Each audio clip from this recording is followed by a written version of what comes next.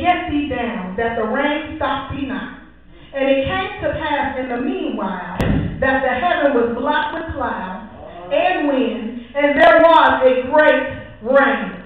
And Ahab rose and went to Jezreel. And the hand of the Lord was on Elijah, and he girded up his loins and ran before Ahab to the entrance of Jezreel. Faith that hears the sound of the abundance of rain. Now, Ahab was the king and Elijah was the Lord's prophet. But Ahab was not the king of the whole country as Solomon had been. And after Solomon's death, the Holy Land was divided into two kingdoms. One was Judah, and Jerusalem was its chief city. That's right. And the other was Israel, and its chief city was Samaria. You're right. Samaria was the home of Ahab and his wife, Jezebel, whom we all know. You're right. Ahab, being the prophet that he was, spoke boldly. Elijah, being the prophet that he was, spoke boldly, letting Ahab and his wife know how wicked they were for worshiping these idols and causing other people to worship these idols. He spoke to them to try to lead them back to the one and only true God. Right.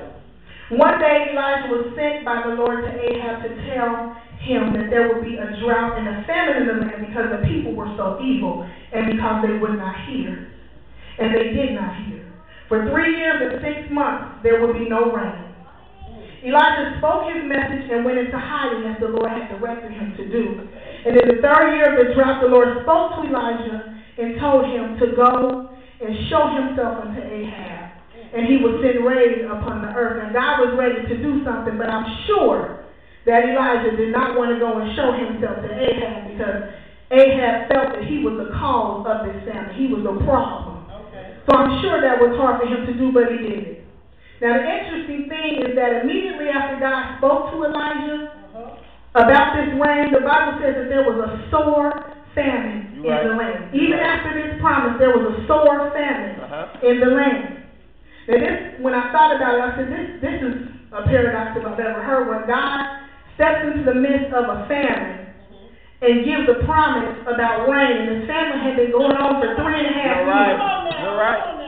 But even still, he steps into the midst of this famine to give him this great promise of this great rain. You're right.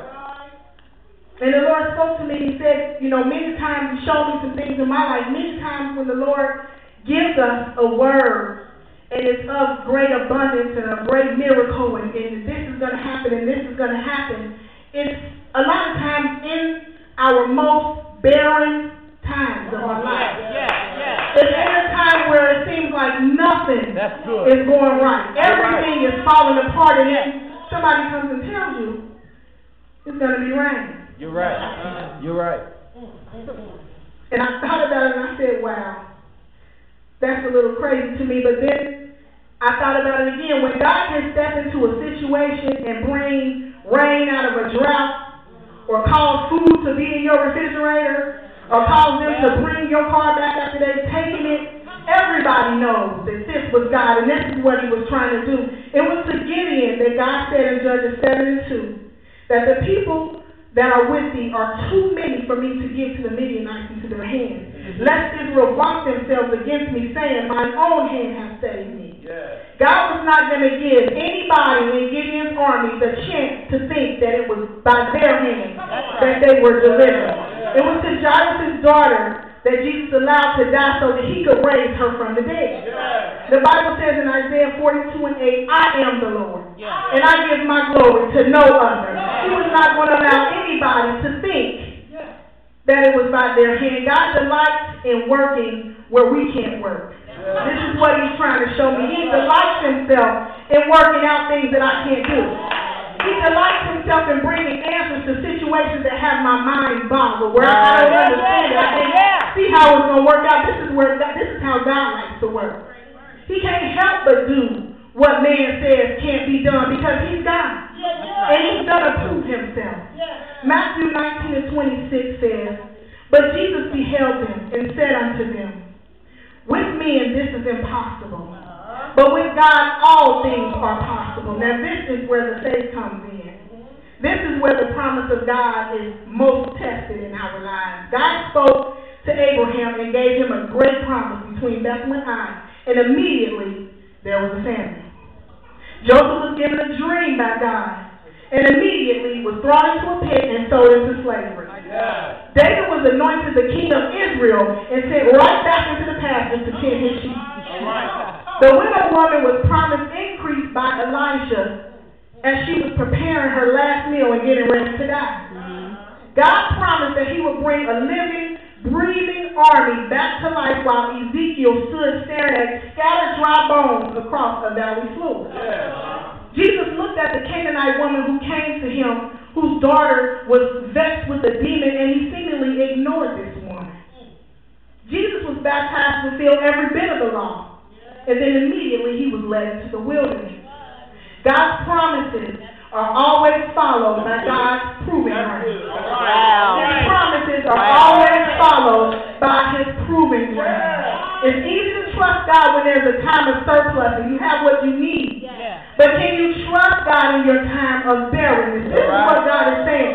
In times of peace, you can trust him. Come on. But can you trust him when there's a famine in the land and you don't have what you need? You can trust God in times of great economy, as Sister Demetra spoke of, and when everything is on the rise and you have gas in your car. But can you trust God with a failing economy? And when your boss calls you up and tell you there's no need for you to come in today because we don't even have the money to pay you? Can you trust God when you go down to unemployment and there's no money there for you because your unemployment was denied? Can you trust God when you go outside your door and your car is missing and you don't know who took it and you try to think in your mind, somebody done stole my car, but you know you didn't have the money to pay that bill, so you know what that car is? Can you trust God in those times? Can you trust him? When you have to get up and get on the bus at 5 in the morning and go all the way across town and all the way over here and all the way over there, and you could have just had your car, can you trust him in those times? This is what God is saying. The greatest test of our faith comes when God says, I can and I will. And we look around and nothing happens. This is the greatest test of our faith. You know God can do it. You know God can deliver because you've seen it. And you have the promise, but when you look around, you see nothing. You see absolutely nothing. This is where the greatest test of our faith comes in. Just because God hasn't done a thing that he has promised you does not mean that he is not going to do it. In every case, no matter how long it took, every case, you can document it. Every case, no matter how long it took, God always proved himself in every situation. So it doesn't matter how long you've been struggling with that situation. It doesn't matter how long you've been down in that pit. It doesn't matter how long you've been, as Sister Johnson said, smoking it away and you can't find your way out of it. It doesn't matter how long you've been dealing with it because time is of no importance to God. Delay does not deny you.